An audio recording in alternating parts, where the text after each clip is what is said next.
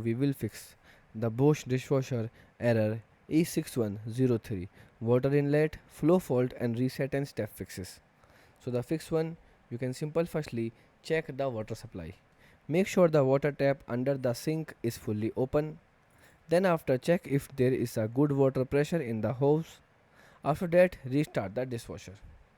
In fix 2, you can clean the inlet filter. Turn off the dishwasher and water supply.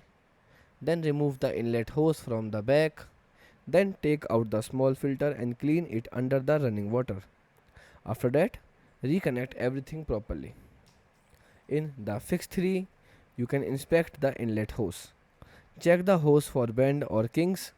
Then straighten the hose if twisted. Then make sure it's not blocked. And at last resort, you can reset the dishwasher. So firstly, you can turn off the dishwasher, then unplug it or switch off the breaker, then wait for 5 minutes and then turn it back on and start a new cycle. So these are the steps that can help you to fix this problem. Goodbye.